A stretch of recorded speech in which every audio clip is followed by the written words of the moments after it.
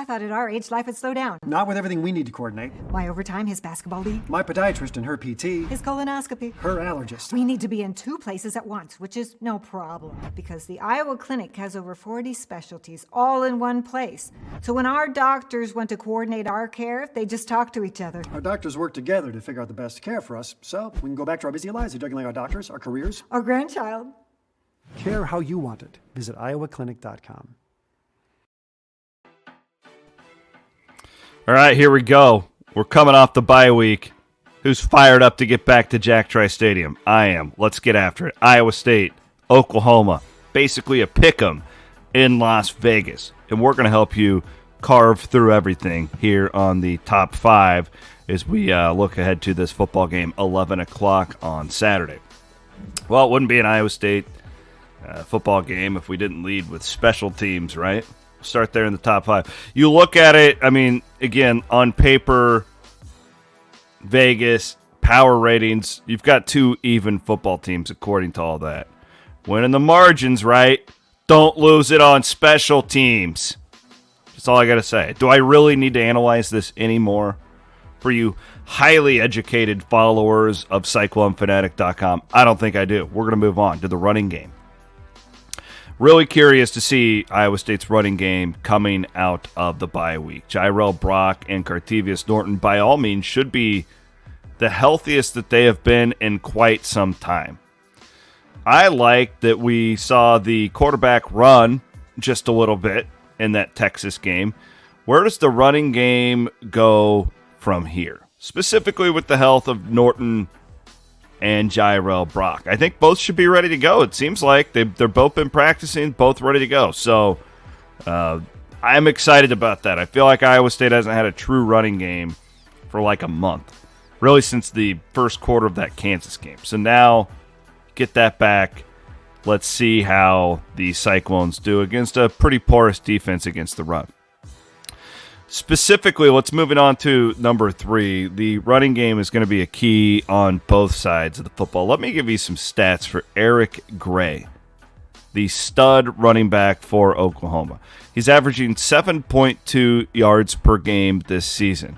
But he didn't just do it against bad teams, okay? Averaged 7.1 yards per carry against Kansas State in that loss.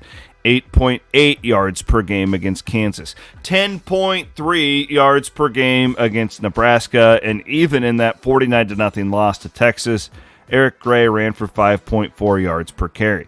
He runs against everybody, okay? Dylan Gabriel can do it at the quarterback position. He's back for Oklahoma.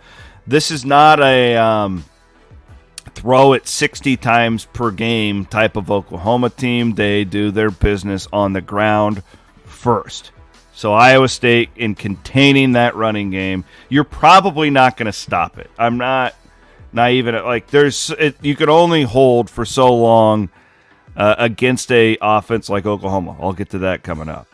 I want to know about Iowa State's situation at linebacker moving to number 2 here on the top 5. Colby Reeder goes down against Kansas State. And the Cyclones were fine, really, against Texas.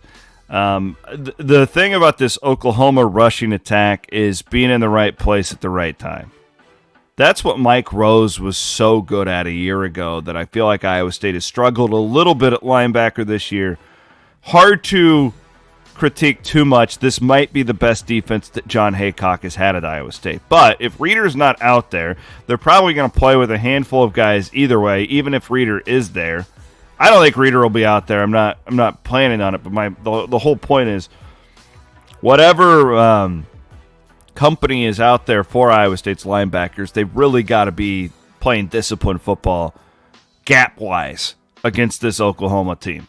So watching out with those linebackers early, I wouldn't freak out too much if Oklahoma goes down and scores on their first drive, because Iowa State does that a lot. That's usually when their defense is at the worst, and then it gets better throughout the game because of the Professor John Haycock and the adjustments that he makes. But I'll be specifically watching the linebacker situation early on Saturday in Ames.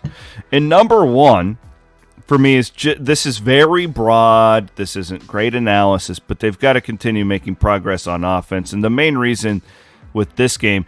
I think Oklahoma is going to get theirs.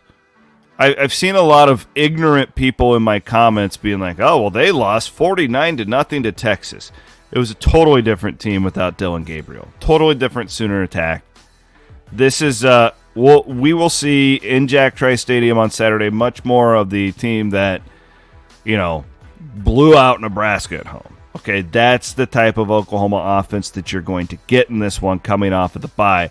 And the whole point is, as good as Iowa State's defense is, an offense like Oklahoma will get theirs. So you've got to score some points. Iowa State can't win this game in the teens. This isn't one of those teams that you can do that against. I think that there's a lot of opportunity that Iowa State will have offensively against Oklahoma. I do expect Oklahoma to be much better coming off the bye. Brent Venables, contrary to what you read on Twitter, is not an idiot. He did not forget how to coach football, specifically on the defensive side. So continue that progress on offense. Hunter Deckers, we need more of the Hunter Deckers that you saw against Texas. And if that happens, I like Iowa State to win the football game. It's a total toss-up. I'll give Iowa State a 28-24 win, but I could see this one going either way. Not confident either way. Two very hungry football teams that desperately need wins in the Big 12. You're going to see a good one, I believe, on Saturday in Ames. Thanks to the Iowa Clinic for presenting the Game Day Preview Show, CW's Top 5, and Matt Van Winkle for the production quality here as well.